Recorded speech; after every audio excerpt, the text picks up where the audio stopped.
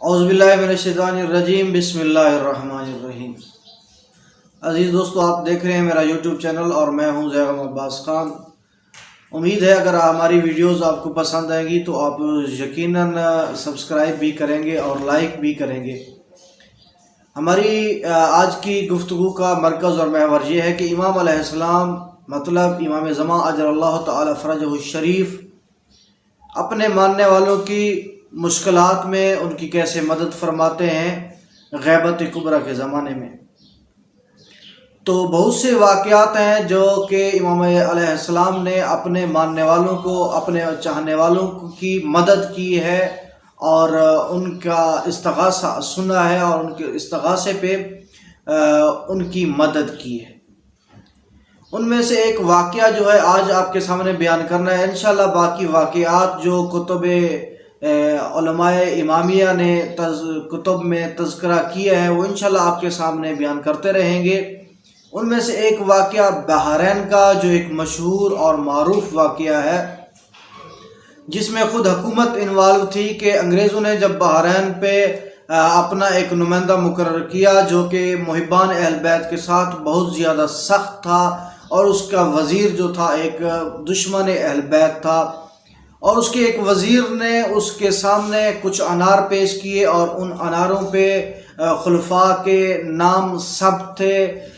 تو اس بادشاہ نے پھر اہل تشیع کے علماء کو بلایا اور محبان اہل بیت کو بلا کے کہا کہ دیکھو اس انار پہ یہ نام ثبت ہیں جو کہ اس مذہب کی حقانیت کو ظاہر کرتے ہیں۔ اگر آپ کے پاس کوئی اس طرح اس کا جواب ہے یا آپ سمجھتے ہیں کہ کوئی آپ کے پاس دلیل ہے تو آپ بتائیں اپنے مذہب کے حق اور سچ ثابت ہونے کی۔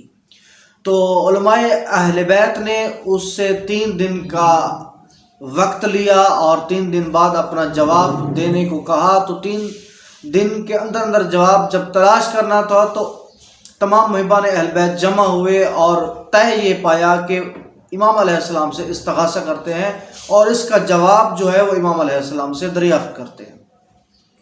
بہرحال اس اجتماع میں سے 10 اور پھر 3 جو بزرگ تھے، جو متقی انسان تھے، ان کو چنا گیا اور انہیں استغاثہ کرنے کو کہا گیا، اور 2 پہلے دن بھی استغاثہ کیا گیا مگر کوئی جواب نہ ملا، دوسرے دن بھی استغاثہ کیا گیا پھر کوئی جواب نہ ملا، تیسرے دن محمد بن عیسیٰ نے جب استغاثہ کیا تو اس کی خواب میں امام علیہ السلام سے ملاقات ہوئی۔ امام علیہ السلام نے فرمایا کہ اپنی پریشانی بتاؤ۔ تو محمد بن عیسیٰ نے کہا کہ اگر آپ امام وقت ہیں تو آپ کو پریشانی بتانے کی ضرورت نہیں ہے۔ تب امام علیہ السلام نے اس کو کہا کہ اس بادشاہ سے کہو کہ وہ جو آپ کا وزیر ہے اس نے گھر پہ ایک سانچہ تیار کر رکھا ہے جس میں یہ نام نقش ہیں، نام کنندہ ہیں، اور وہ اس سانچے کو کچے انار پہ چڑھا دیتا ہے، اور جب وہ انار بڑا ہو جاتا ہے، پک جاتا ہے، تو اس پہ یہ نام ثبت ہو جاتے ہیں، اور وہ سانچہ اس کے گھر میں فلاں حجرے میں پڑا ہے۔ آپ بادشاہ سے کہیں کہ بادشاہ خود جائیں اور اس کا خود معائنہ کریں اور اس کو دیکھیں۔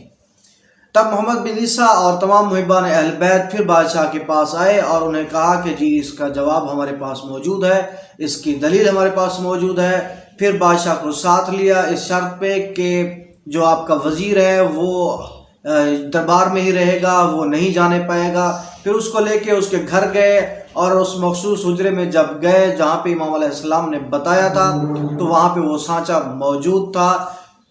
امام علیہ السلام کے اس ملاقات کی وجہ سے محبان اہل بیت کی مدد ہوئی، کیونکہ اگر وہاں پہ بادشاہ وقت نے یہ کہا تھا کہ اگر محبان اہل بیت اپنے مذہب کو سچ اور حق ثابت کرنے میں ناکام رہے تو ان کو قتل کر دیا جائے گا، ان کی خواتین کو قید کر دیا جائے گا۔